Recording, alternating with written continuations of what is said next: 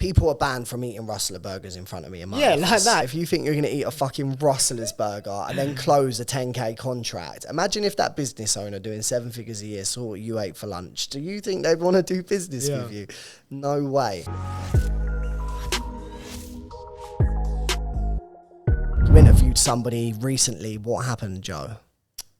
He's talking about the Red Bull one. Yeah. Tell us a Red Bull story. Yeah, I feel a bit bad about putting that as a TikTok, but I did it anyway. So I was hiring. I don't like interviewing people, and I must have hired about 20 people in a space of like 3 weeks, and have to read through CVs, etc. It's just, you know how it is hiring people. It's long. I was hiring for like 3 different roles at the same time, and like I say, I'm only looking for A players. I want the best of the best. So most of the time you can filter that through CVs or an initial call. A couple sometimes slip through, and there was a few painful ones actually. But this specific one, I always say, oh, do you like tea or coffee? She's like, oh no, I'm all right. I just had, this is like 9 a.m. I said, oh, would you like a tea or coffee? She said, oh no, I just had a Red Bull this morning. I thought, mate, I feel bad, but this was for the marketing manager, and we're a high-end company. Yeah, you have to be, and this isn't me shooting shots, like, do you know what I mean? I don't care if the guys on the tools or whatever drink Red Bull, but I just think if you're going to come to an interview, is that really the first thing that's going to come out of your mouth? To walking into a high-end company, all design-orientated, it's very important around how you look, speak, envision things, like, you know, for the clients, we have to be aligned. And I know that would never come out ever in a million years of any single one of my clients' mouths. So I just think that's not really what I'm looking for someone that's going to try and speak to our clients through our brand and our brand voice, you know? So I just straight away, I thought, no, not hired. So did you continue the interview, or did you I ask her did, to but I leave? just kept it short, sweet. Once my brain's, I know within 10 seconds if I'm interested to speak to you or not. If I'm not, I'm like, oh, fuck, how can I get you out of here? Because I made a big mistake. So now I might not offer everyone tea or coffee, and I might just wait 30 seconds. And then when they sit down, if I've got a good feeling, I say, oh, would you like tea or coffee? You know, because I did it for this other guy. Honestly, he said he was here for like an hour as well. And I was tired. I couldn't be bothered. It was hot. And he spoke in one sentence the whole time. And his tea was down there. And I was doing like NLP because I was trying my hardest in the end to get him to sip his tea, to finish, to hurry up and leave. And he kept then going down. He'd have the tea in his hand, and then he'd put it down and carry on speaking for like another 10 minutes. I'm like, oh my God, he wouldn't even drink his cup of tea for ages, just going on. I was just trying to interrupt and get him out, but...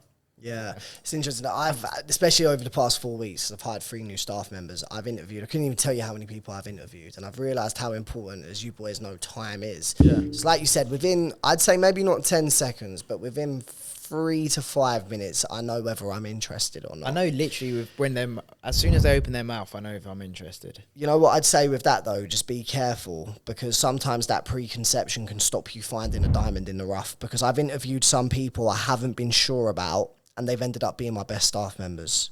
True story. Like Toya, for example, she's our best sales staff member. She works twice as hard as everyone else.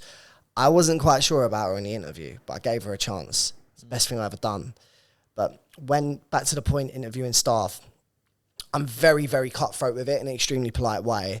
I just say, look, you seem like a great candidate within a few minutes, and I think you're going to have a good career. It's just not going to be here, because this is what I'm looking for, and I feel like you're not going to quite enjoy this role because this is what you're looking for, and I can't offer you that.